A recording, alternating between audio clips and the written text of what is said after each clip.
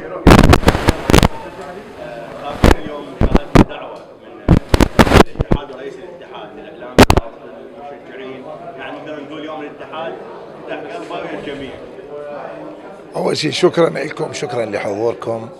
ترى الاتحاد وعدنان دائما فاتحين قلبهم وياكم، ودائما انه انا اتكلم وياكم. صحيح يمكن باللقاءات اكثر من اللقاءات التلفزيونيه والبرامج، ولكن انا واضح وصريح وياكم وانتم قريبين من عندي، وانا دائما ما اثمن الجهد الكبير اللي تبذلوه من اجل ابراز عملنا كاتحاد. ولولا الدعم والاهتمام والرعايه اللي نلقاها من عندكم ما كانت تبرزت كل هذا اللي نقوم به خلال الفتره اللي قضيناها في عملنا في اتحاد كره القدم. موضوع اللقاء اليوم حقيقة أنه كان هناك لقاء مع روابط المشجعين، والتركيز على أنه مباراة القادمة مباراة الأردن مباراة هي في غاية الأهمية، مباراة راح تجمع المنتخبين الشقيقين العراقي والأردني ليعلم. وهاي رسالة أوجهها لكل جماهيرنا وأشقائنا وأحبائنا في الأردن الحبيبة، بأنه أنتم راح تكونون في بلدكم الثاني العراق، وبين أهلكم وناسكم وجماهيركم اللي دائما ما عودوا الجميع على حسن الاستقبال وكرم الضيافة المعهودة بالإنسان العراقي، وهذا ما يتكلم عليه القاصي والداني. لذلك مباراة كرة القدم سوف لن تخرج عن كرة القدم، بالعكس أنه ستكون مباراة كرة قدم مباراة رياضية. في نهاية المطاف في نهاية المباراة راح نقول مبروك للفائز وهارد لك للخسران، وكد لك في حالة التعادل للفريقين، والفريقين بالتأكيد كل واحد منهم حريص على الحصول على 3 نقاط وتكملة المشوار، لأنها مباراة في غاية الأهمية وتفصل الشراكة ما بين المنتخبين العراقي والأردني اللي عندهم اليوم 7 نقاط. لذلك ما نريد نحمل الامور اكثر من طاقه من ما يجب ان تحتمل، ونقول لهم لاخواننا واشقائنا الاردنيين، المنتخب الاردني والجماهير الاردنيه انتم اهلا وسهلا بكم في عراق الخير والمحبه، العراق اللي عود الجميع انه يحتضن كل اشقاء العرب على أرض العراق الحبيب وعلى أرض البصرة الحبيبة.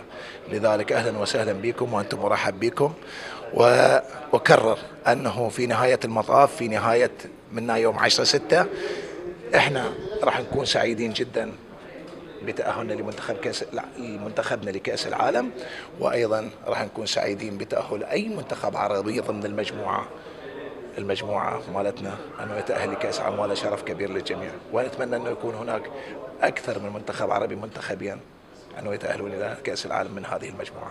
كابتن، حقيقة تسمية مستشار فني للمنتخب الوطني، أخبار هذا الكلام عاري عن الصحة. أنا تفاجأت اليوم والله من دا يقولوا لي أنه أكو أنتم تسموا مستشار، وأنه هذا قرار لا وجود له، ولا لم نفكر بهذه الطريقة، بل احنا ثقتنا كبيرة بكادرنا التدريبي وبلاعبينا بأنهم قادرين أنه يحققون حلم العراقيين بالتأهل إلى نهاية كأس العالم إن شاء الله المرة الثانية.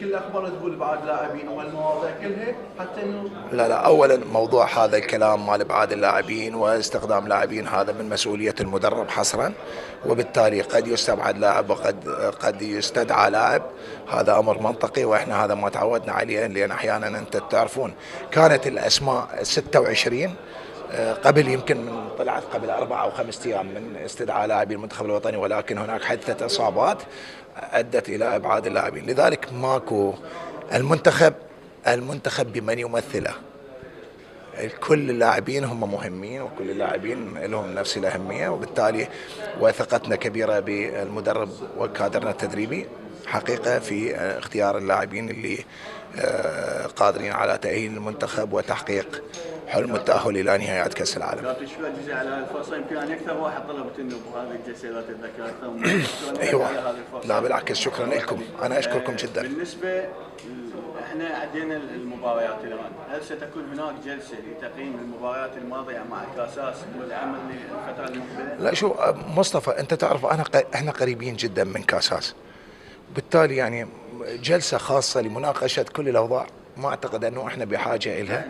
لأن لا ما أعرف، اسمعتني أنا شو أقول لك، إحنا قريبين جدا من الوضع المنتخب الوطني، وقريبين جدا من الكادر التدريبي، ونعرف طبيعة عمله وعمله والى اخره، وانه هناك لقاءات يعني مستمرة بيننا وبينه بهذا الامور. واحنا الرجل يمتلك يعني يعمل بكل جد ومثابرة من اجل ظهور منتخبنا الوطني بأفضل حال وتحقيق أفضل النتائج. وأنا أعتقد أنه أنتم تشوفون يعني قد نختلف أحيانا وقد نتفق في بعض الأسماء والآخرين، ولكن بالنتيجة النهائية القرار هو قرار مدرب، وأنا مدرب وأعلم ذلك. يعني قد يختلف البعض معي حول لاعب معين، ولكن في النتيجة النهائية أنا من سيتخذ القرار في من يشترك أو لا يشترك، في من يتواجد مع المنتخب أو لا يتواجد، لأن بالنتيجة النهائية أنا المسؤول عن خياراتي ومن المسؤول عن قراري. لذلك أتمنى كمدرب ولذلك أنا أعرف كل هذا، فأتمنى نتحدث مع المدرب، نتحدث بكل واقعية ومنطقية، وبالعكس أنه اللقاءات بيننا وبينه واستمراريتها والتباحث في كل الأمور. وأنا أعتقد إحنا بدنا نشكل فريق عمل متجانس في هذا الجانب، وأنا أقول لكم ثقتنا كبيرة بالمدرب بالكادر التدريبي والمدرب، وثقتنا كبيرة بلاعبينا في إن شاء الله يحققون حلم الجميع بالتأهل إلى نهائيات كأس العالم إن شاء الله. نبتعد عن المنتخب شوية الدوري. أي. يمكن أحداث إقامة مباراة الزوراء والزاخة على ملعب الكوت صار تواصل شخصي وياك من قبل هيئة المؤقتة لنادي الزوراء وجماهير الزوراء بخصوص هذه المباراة، هل ستعود إلى بغداد؟ الحقيقة هذا سؤال مهم، هذا بعيدا عن الوضع المنتخب الوطني. الحقيقة احنا بلغنا الأندية في رسالة يوم 13 بالشهر أنه اكو ملاعب راح تتوقف العمل بها الخدمة بها نتيجة زراعة البذور الشتوية، وطلبنا من الأندية أنه تختار ملاعب بديلة، وخبرناهم في نفس الرسالة أنه النادي اللي ما راح يختار الملعب راح يقوم لجنة المسابقات باختيار الملعب البديل له. ردينا أرسلنا رسالة يوم 17 بالشهر، ولكن بعض الأندية لم تجبنا على الإطلاق باختيارها لأي ملعب. على العموم لذلك يمكن وقع الاختيار أنه تقام مباراة الزوراء في ملعب الكوت. أنتم تعرفون أكو ملعبين في بغداد كان المفروض يتوقف العمل بهن، هو بسبب الصيانة، زراعة البذور الشتوية، ملعب الشعب وملعب الزوراء. الأربع أندية اللي تلعب في هذه الملعبين هم الزوراء والكهرباء في ملعب الزوراء، والشرطة والقوى الجوية. فأنا طلبت من أخواننا في لجنة المسابقات ومن الأخوة في الليغا بأنه لو نقلت المباريات هذول الأربع فرق فخلوها تصير متساوية، يعني مثلا لو نقلت أنت إلى الكوت فكل فريق يأخذ مباراة واحدة، يعني بحيث يصير عدالة في التوزيع. لذلك أنه هو من اختارت اليوم الزوراء صارت في هذه المباراة. احنا ما ندخل بمن أنه البعض يتحدث حول أنه احنا ندعم إدارات، احنا ما ندعم. احنا اليوم مؤسسة تتعامل مع الواقع ومع القرارات اللي تصدر من إن كان من مركز التسوية والتحكيم أو من الجهات القضائية. لذلك الأمر البارحة زاروني الأخوان في الهيئة المؤقتة وتباحثوا وياه، وقالوا لي الجمهور ده يفكر انه احنا وقت. يا اخوان ابعدوا عن الجمهور، وهذا الكلام مال عدنان وداعم لفلان، والكلام هذا الكلام هو مو صحيح. اثنين، انا اتعامل مع مؤسسات ولا لا اتعامل مع الاشخاص، على الرغم من انه انا تربطني علاقة طيبة بكل اخواني رؤساء الاندية، وبالتحديد بالذات انه انت اليوم العلاقة الاخوية اللي بيني وبين الاخ فلاح حسن يستمر. انا جيت في عمري 17 سنة، أول ما لعبت كرة قدم أنا كنت أشجع فلاح حسن، وأنا أتمنى أخذ صورة وياه وجيت ألعب وياه. فمن عمر 17 سنة واليوم أنا عمري 65 سنة، فأنت هل تتوقع هاي ال 48 سنة ما لها حوبة بالعلاقة؟ ولكن ثقوا بالله العظيم أنا لا أربط العلاقة بالعمل على الإطلاق، أنا أتعامل بكل مهنية مع الجميع.